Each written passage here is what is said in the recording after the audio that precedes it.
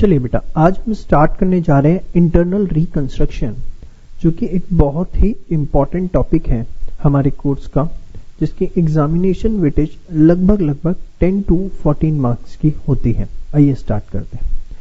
सबसे पहले रिकंस्ट्रक्शन का मतलब क्या होता है बेटा? रिकंस्ट्रक्शन का मतलब होता है arrangements made by financially unsound companies। Financially unsound companies जो भी अरेंजमेंट्स करती हैं उसको बोला जाता है reconstruction. Sir, financially unsound companies arrangement करती हैं मतलब, ध्यान से समझिए बेटा।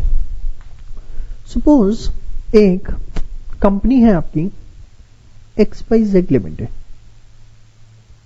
अब XYZ लिमिटेड जो है बहुत लॉसेस बियर कर रही है, इसकी कैपिटल ऑलमोस्ट नेगेटिव हो चुकी है। मैंने क्या बोला? XYZ लिमिटेड है, it is bearing huge losses. Capital जो है वो कंप्लीटली वाइप्ड हो चुकी है। वाइप्ड हो चुकी है मतलब उसकी लायबिलिटीज जो हैं वो ज्यादा हो चुकी हैं इसकी एसेट से, या आप बोल सकते हो इसकी जो नेटवर्थ है वो नेगेटिव हो चुकी है।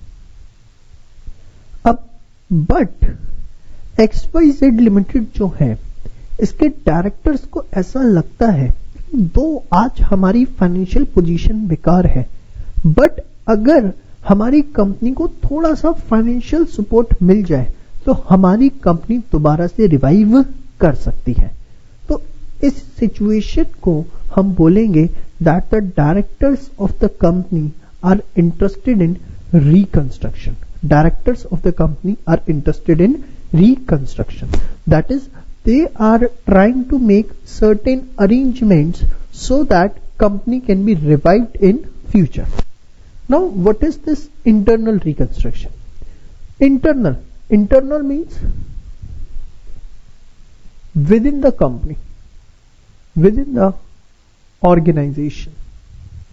मतलब आप ऑर्गेनाइजेशन के अंदर ही कुछ इंटरनल अरेंजमेंट्स करने की कोशिश कर रहे हो। लाइक आप अपने क्रेडिटर से नेगोशिएट करते हो, जाके क्रेडिटर्स को बोलते हो कि सर हमने आपको 3 लाख रुपए पे करने हैं 3 महीने बाद, बट हमारे पास नहीं है। अगर हमारी कंपनी आप आज वाइंड अप भी करवा देते हैं तो आपको कोई फायदा नहीं होने वाला, क्योंकि हमारे पास उतने एसेट्स ही नहीं है कि हम आपको पे आउट कर पाए।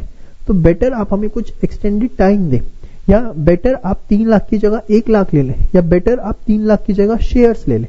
जो भी आपका प्रपोजल है आप अपने क्रेडिटर्स के आगे रखते हैं। सेम वे आप डिबेंचर होल्डर्स के पास जाते हैं कि जी रिडम्पशन का टाइम आ गया है, हमें आपको पेमेंट करनी है, बट हमारे पास कुछ भी नहीं है, वी हैव बाबा जी का ठुल्लू, so what you are trying to get from us, आपको कुछ नहीं मिल सकता। सो यू शुड अंडरस्टैंड कि आप हमें कुछ एक्सटेंडेड टाइम दें and then only we can pay you. Same way आपने अपने प्रेफरेंस शेयर होल्डर्स के साथ नेगोशिएट किया, इक्विटी शेयर होल्डर्स के साथ नेगोशिएट किया, सबके साथ आप कुछ नेगोशिएशंस अरेंजमेंट्स करते हो ताकि आपको कुछ एक्सटेंडेड टाइम मिल सके, आप कुछ उनसे फंड्स रेज कर सको, कुछ अपनी लायबिलिटीज एग्जॉस्ट कर सको, and this entire process is known as internal reconstruction. And why this is done? Just with the purpose to revive the company again. मैं आपको बड़ा अच्छा एग्जांपल देता हूं। आपने एयरटेल सुना है?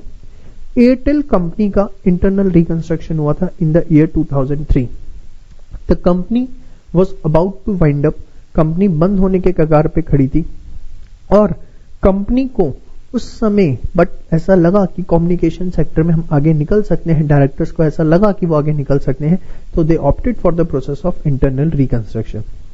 इतना आसान नहीं होता, आपको शेयर होल्डर से परमिशन लेनी पड़ती है, कोर्ट में पूरा प्रपोजल देना पड़ता है, उसके बाद जब वो एक्सेप्ट हो जाता है then only you can opt for internal reconstruction.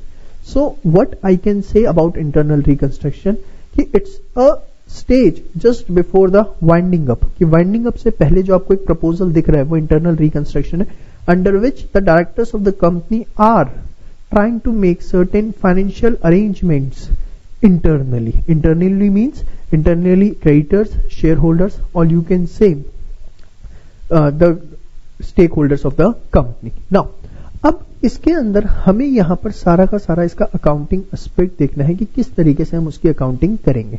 चलिए, for the purpose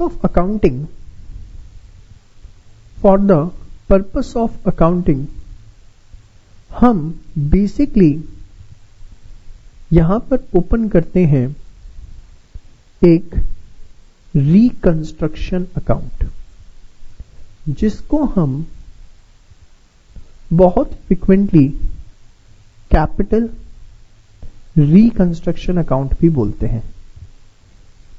reconstruction account या क्या बोलते हैं, कैपिटल रिकंस्ट्रक्शन अकाउंट. इसके अंदर क्या होता है सर, जितने भी प्रॉफिट्स होंगे, प्रॉफिट्स बोलना तो गलत होगा मेरे लिए, गेन्स होंगे रिकंस्ट्रक्शन प्रोसेस से, वो सारे के सारे इसमें क्रेडिट किए जाते हैं. और जितने भी हमें लॉसेस होंगे in the process of reconstruction वो इसमें हम डेबिट करेंगे. ठीक है, एक सेपरेट अकाउंट इसके अंदर ओपन किया जाता है नोन एज रिकंस्ट्रक्शन अकाउंट और capital reconstruction account, in which all the profits are credited and all the losses are debited. सबसे पहले आप इसे एक बार ये नोट कर लीजिए इसका मीनिंग, और इसके बाद हम आगे अपनी डिस्कशन स्टार्ट करते हैं फास्ट.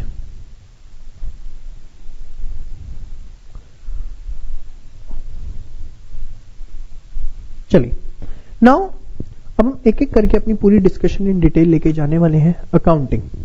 ध्यान से देखिए, सबसे पहले for increasing the value of liabilities, for increasing the value of liabilities, हमें लायबिलिटीज की वैल्यू को इंक्रीज करना है. ध्यान से समझिए एक एक चीज. सपोज जब हम रिकंस्ट्रक्शन प्रोसेस में गए तो हमने क्रेडिटर दिखा रखे थे 5 लाख, बट हमें पता लगा हमें 5 लाख नहीं उनको 7 लाख रुपए देने, तो हमारे क्रेडिटर्स बढ़ गए. अब हमारे क्रेडिटर्स 5 की जगह 7 लाख के हो गए. बेटा नुकसान है या फायदा है? सर नुकसान है, क्योंकि लायबिलिटी बढ़ रही है. और लॉसेस अगर होते हैं, ध्यान से देखिए, तो मैंने आपको बताया कि लॉसेस के केस में हम रिकंस्ट्रक्शन अकाउंट जो है उसको क्या करेंगे सर, डेबिट करेंगे. और लायबिलिटी बढ़ती है तो हम उसे क्या कर देते हैं, लायबिलिटी बढ़ती है तो हम उसे क्या कर देते हैं, क्रेडिट कर देते हैं. ठीक है जी. रिकंस्ट्रक्शन डेबिट क्यों हुआ, क्योंकि सर ये लॉसेस हैं. और ये क्रेडिट क्यों हुआ सर, क्योंकि हमारी लायबिलिटी जो है वो बढ़ रही है. एग्जाम्पल देता हूं, creditors appearing at rupees 5 lakh valued at rupees 7 lakh. जो क्रेडिटर्स 5 लाख के दिख रहे थे हमने उन्हें वैल्यू कितने में किया, 7 लाख. तो 2 लाख की लायबिलिटी हमारी बढ़ गई. लायबिलिटी बढ़ गई तो हमने उसे क्या किया, क्रेडिट किया बेटा टू क्रेडिटर्स. एंड जो हमें नुकसान हुआ वो हमने रिकंस्ट्रक्शन अकाउंट में क्या कर दिया, डेबिट कर दिया. ठीक है, तो reconstruction account debit to creditors, पहली एंट्री आपको समझ में आई. Next, same way for decreasing the value of liabilities, liabilities की वैल्यू डिक्रीज करने के लिए हम क्या करें, for decreasing the value of liabilities. ध्यान से समझिए, for decreasing the value of liabilities, liability कम होती है तो क्या करते हैं हम उसे सर, डेबिट करते हैं. भैया जिनका अकाउंट्स कमजोर है वो ये बात याद रखना, असेट्स अगर बढ़ते हैं तो डेबिट, कम होते हैं तो credit.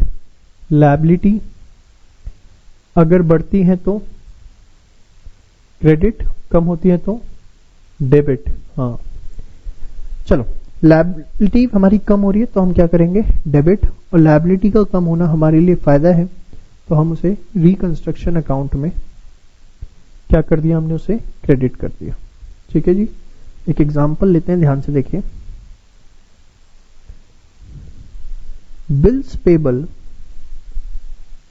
of rupees 3 lakh are no longer required to be paid. Bills payable जो कि कितने के हैं, 3 लाख रुपए के हैं, वो अब हमें पे करने की जरूरत नहीं है. अब bills payable of rupees 3 lakh are no longer required to be paid. इससे मेरी जो लायबिलिटी है बेटा वो कम हो रही है या ज्यादा हो रही है? सर कम हो रही है. तो मैंने क्या किया,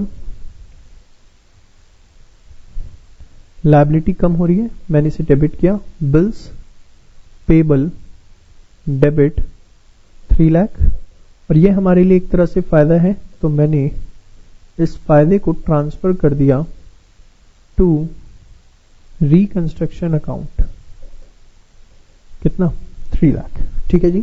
तो 2 एंट्रीज आपको क्लियर है, for increasing the value of liabilities and second is for decreasing the value of liabilities. आइए आगे बात करते हैं. Third, for increasing the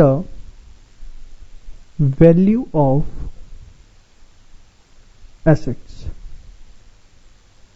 assets की वैल्यू अगर बढ़ रही है, ध्यान से देखिए आराम से बेटा, अगर एसेट्स बढ़ रहे हैं तो उसको हम क्या करते हैं?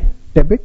एसेट्स अगर बढ़ते हैं तो हम उसे क्या करते हैं? डेबिट. ध्यान से देखिए, एसेट्स अकाउंट डेबिट, और एसेट्स का बढ़ना हमारे लिए क्या है बेटा? प्रॉफिट है. So to reconstruction account.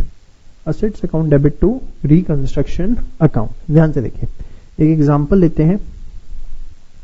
Unrecorded asset is valued at rupees 5 lakh.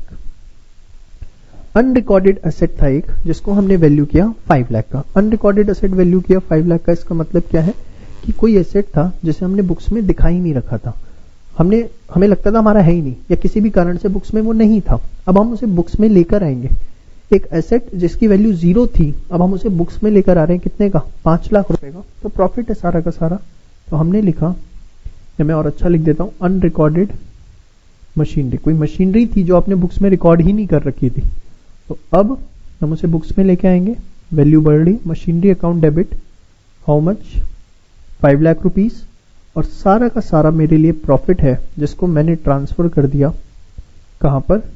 To reconstruction account. तो machinery account debit to reconstruction. Got it.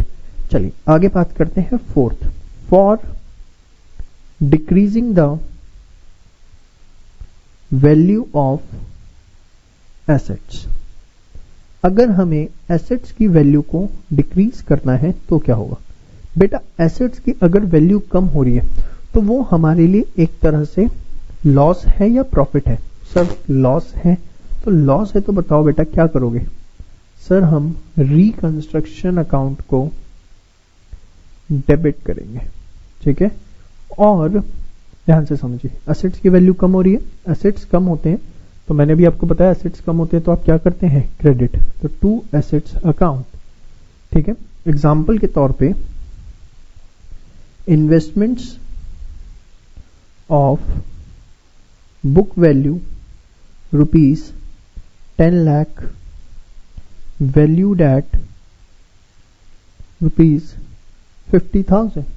10 lakh रुपए की आपने बुक्स में इन्वेस्टमेंट दिखा रखी थी, जिसकी हमने वैल्यू लगाई, कितनी निकली? 50,000 रुपए.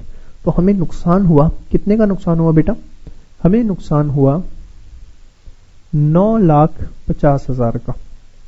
हमें जो नुकसान हुआ वो हुआ 9,50,000 का. To investments how much? 9,50,000. तो आपने चारों चीजें अच्छे से देखी कि लायबिलिटी बढ़ेगी, लायबिलिटी कम होगी, एसेट्स बढ़ेंगे, एसेट्स कम होंगे. आप पहले यहां तक सारा नोट डाउन कर लीजिए, उसके बाद हम अपनी डिस्कशन को आगे बढ़ाते हैं. फटाफट इसे नोट करिए फास्ट.